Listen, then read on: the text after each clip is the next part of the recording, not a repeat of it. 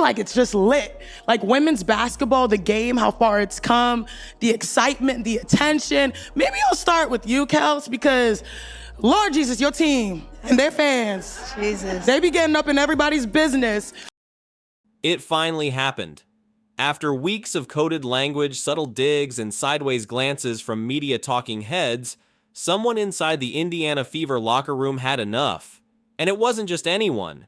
Kelsey Mitchell, the quiet storm, the loyal veteran who's seen it all with this franchise, stepped up and drew a line in the sand. Chanae she's a whole lot to take in. I mean, a little bit goes a long way. She's just really loud and really kind of obnoxious for lack of a better word. And I don't mean obnoxious like just people who are obnoxious and they're just insulting people all over the place and that kind of thing. The target? Chiney Ogwumike, who let another dismissive comment slip, this time aimed squarely at the Fever phenomenon.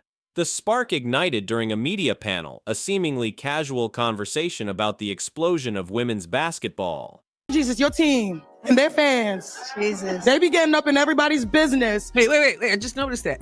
Your team and their fans, they be getting up in everybody's business. So not just the fans, but it's a dig on the team. Ogwumike, leaning in with that familiar media polish, turned to Kelsey Mitchell and dropped a line dripping with condescension. Lord Jesus, your team and their fans, they be getting up in everybody's business. On the surface, maybe a lighthearted jab, but peel back the layer and the implication was clear. Another attempt to frame the unprecedented energy surrounding the Fever as some kind of annoyance. Starting with you, Kelsey, and then going to B and NECA, how have you guys experienced? Is there like a moment that you think of when it comes to the explosion of the game and how it has changed the game? It echoed a narrative that's been bubbling, that Indiana's spotlight is somehow too much, their fans too loud. Notice the phrasing, your team and their fans, lumping them together as a single problem. This wasn't just banter. It felt like a deliberate dismissal, a disruption to the established order. Notice how the question was phrased. Lord Jesus, your fans.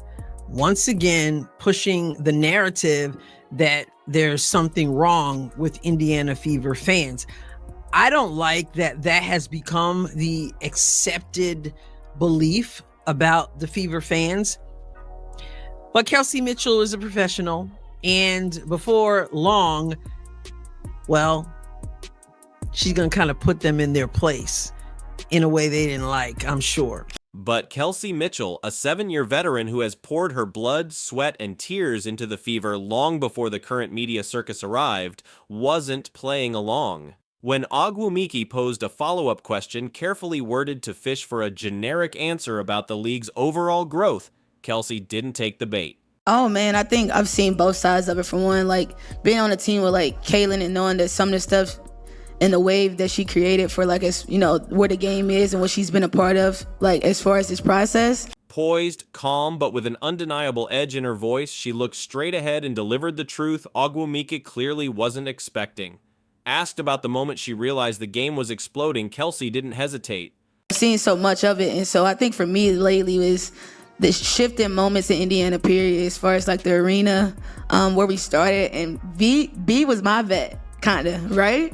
Kind of. We up there, sis. We up there. She was a Fever girl first, and so she also saw, and you know, she's a vet too. They've seen what Indiana was, and I think now where it's at now, the big moment is seeing the shift and being a part of it from a standpoint that I know where Indiana was, and so to see the cultivation of it, you just grow to appreciate the process and you know the growth. And I think the rise of women's basketball has a lot to do with Caitlin Clark. Boom. Direct, unapologetic, and utterly contrary to the narrative Chinese seemed to be pushing. The statement hung in the air, sharp and undeniable. There's the face. There's the face again. Okay? Now, let me get closer so you can see my face better. There's the face again. She's asking about the explosion of women's basketball, and Kelsey Mitchell doesn't waste any time to mention Caitlin Clark and what she has created. It's not what Chanae wants to hear. It's not what the media, ESPN media, the WNBA, the old guard, It's not what they want to hear, because they're continuing to tell us that it's not Caitlin Clark who has created anything. You could almost feel the air change league in the studio. The transcript commentators noted it. Agumike visibly flinched. That polished, camera-ready smile faltered just for a second. It was a crack in the facade, revealing something more beneath the surface. Okay. To me, yeah, jealous, sure. I mean, would you be jealous of somebody that got $28 million a shoe deal or whatever the deal is before you step foot in the pros, right? Yeah. Why the reaction? Because Kelsey's statement wasn't just an opinion, it was a direct hit against the carefully constructed narrative peddled by some in the legacy media. It challenged the story they seemed determined to tell. This is only women that get this. I'm tired of it. Like, here's my thing, you guys. What else? Who are these girls? Who are these girls that are hating on Caitlin Clark? Are you just combing through Twitter? Stop acting like because you see some randos on Twitter knocking Caitlin Clark, all girls are against her. Figures like Chiney and others mentioned in whispers and interviews, Elle Duncan, Monica McNutt, even Cheryl Swoops, who once admitted to feeling jealous of Clark's massive shoe deal before she even played a pro game, they've seemed to dance around Clark's singular impact. And I think for me, if I can give or drop any form of advice based off experience, is that all money is not good money. And I mean that literally. I've seen myself in situations where I had to figure out if I wanted to come back to Indy. I had to figure out what was best for me. I lost my parent. So it was like figuring out what I needed, and I figured out that you have to go where you're literally loved. And I mean that literally, and I mean that intentionally. Go where you're loved and not tolerated, because all money is not good money. They talk about TV deals, league initiatives, historic franchises, anything but fully acknowledging that one rookie has fundamentally altered the landscape. Admitting Clark's dominance means admitting the old guard might not be the sole drivers of the conversation anymore. For helping her grow in her rookie year. I felt like Kels probably should have got a little love. I honestly thought she probably should have been player of the month. Just what she was doing, and at the clip she was doing it, I think she was like 50, 40, 90 this month, which is really, really hard to do. So I feel very fortunate to play with her, and honestly, I'm not even trying to be corny. Like, I really think she deserved it. So I think sharing that with her, and I feel lucky to have, a kind of a backcourt mate that has been, through this for 7 years and has really helped me and kind of let me flourish. And that's where narrative control comes in. Acknowledging Clark's central role means the story is shifting, perhaps faster than some established voices are comfortable with. But Kelsey Mitchell wasn't concerned with their comfort. I'm a fever girl again. I'm a fever girl. I'm excited. Kind of missed this court. Yeah, I'm a fever girl again. A lot of went into this decision based on what I needed for myself and for, obviously, for my family, my friends.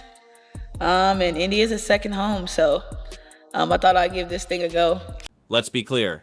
Kelsey Mitchell's voice carries immense weight. This isn't some rookie jumping on a bandwagon. This is a player who has been the offensive engine for the Fever through incredibly tough years, the steady hand when things were turbulent. First of all, thanks for being here. Thanks for showing Kelsey how important she is to the Indiana Fever. I appreciate it. Yeah. So everything about Kelsey Mitchell is core, right? Core values, her core basketball, everything about her is what we're about. And so there was no way she was going. She finished top 10 in league scoring in 2020, 2021, 2022, 2023, and is doing it again in 2024, often carrying the load when wins were scarce. She's seen coaches come and go, rosters rebuilt, and arenas less full. Her commitment runs deep. Let's figure out where this program's going, what we're trying to accomplish. And based on, the way in which I like to see myself playing, I could do that with people like Caitlin, people like AB, people like Liz. The list goes on with Lexi Hall, Grace Berger. So I'm excited about the group we have. I get to play alongside some really great people. So here's to being a Fever girl. Remember her own words about navigating tough career decisions? You have to go where you're literally loved and not tolerated. That's the kind of loyalty Mitchell embodies. So when she speaks on the energy shift, it comes from lived experience. Oh. Our future, but I would never change my past. I know what I had to do to get to this point, and I wouldn't change it for the world. Tosses ahead, Wheeler extra feed. Oh, that was pretty. Plus the foul. I'm very grateful to be one of the ones that, put the bricks down. Mitchell finished top 10 in the league in scoring in 2020, 2021, again in 2022, for a fourth straight time in 2023, and you guessed it, top 10 in scoring in the 2024 season 2. This defense isn't happening in a vacuum either. The respect between Kelsey Mitchell and Caitlin Clark is palpable, a reality that seems to irritate those pushing division. While the media scrutinizes Clark's every move, Caitlin has consistently used her platform to uplift Mitchell. And those big performances have become a staple of hers. Mitchell owns the top 3 highest scoring performances in Fever history. Mitchell ranks second all-time in franchise history in career points, field goals made, three-pointers made, and free throws. She's played in the 3rd most games in franchise history and is 4th all-time in career assists. She publicly stated Kelsey deserved Player of the Month honors over her, calling her performance incredible. 50-40-90 this month, which is really hard to do. That's not just lip service, that's genuine admiration. To the fans, I think you guys are a big part of my decision, a part of Indiana being home for me. The fans have also grown to be, family for me. So knowing what the atmosphere feels like, some of the love that was poured into me down the stretch of last year, I feel great about it. So I'm grateful. I'm definitely grateful.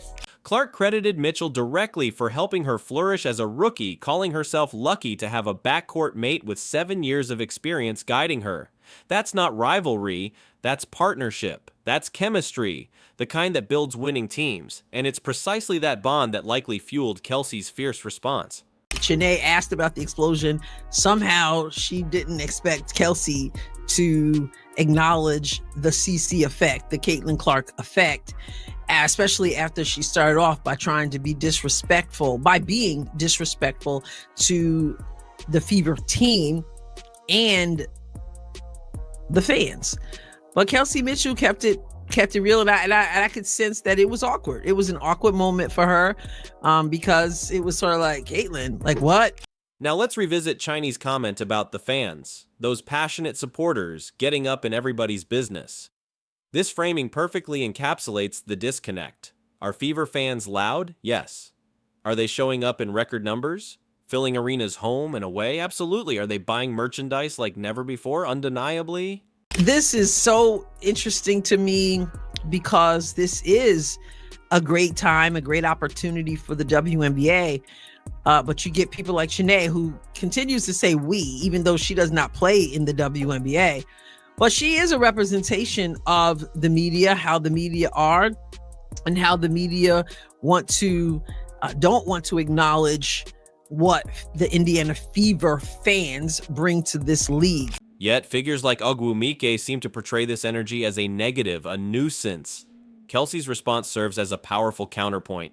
These fans aren't a problem, they are the proof of concept, the driving force behind the explosion Chiney was asking about. Trying to paint them otherwise feels deliberately obtuse. Indiana Fever fans go to games, buy merch, and don't really appreciate people like Chiney Ogwumike who make comments as if something's wrong with the team and something's wrong with the fans. Hopefully at some point the media and the WNBA will get it together and understand that they better embrace exactly what Kelsey Mitchell just said. I find it funny. It's crucial to remember who Kelsey Mitchell is to the Indiana Fever. Long before the cameras followed Clark's every step, Mitchell was the cornerstone. As longtime executive Kelly Krauskopf put it, everything about Kelsey Mitchell is core. There was no way she was going. She ranks second all-time in franchise history in points, field goals made, three-pointers made, and free throws. She's played the 3rd most games ever for the Fever. She owns the top 3 highest scoring performances in team history. She didn't just stick around, she built her legacy brick by brick. So, when Chiney Ogwumike, speaking with the we of someone still embedded in the league's old dynamics despite being in media, tries to subtly diminish the Fever's current reality, Kelsey Mitchell's clapback resonates. It exposed the gap between on-court truth and media spin. Mitchell didn't just offer a soundbite, she delivered a masterclass in gracefully shutting down negativity with undeniable facts. This Fever team, grounded in Mitchell's loyalty and amplified by Clark's arrival, isn't just riding a wave. They're building something powerful, rooted in mutual respect. The message from that interaction is loud and clear. You don't get to disrespect the Indiana Fever family, not the players, not the fans, without hearing about it. Kelsey Mitchell made sure of that. With Mitchell holding down the fort and Clark lighting up the league, the Indiana Fever are rising. The doubters might want to get used to it because this isn't just a moment, it feels like the start of something much bigger.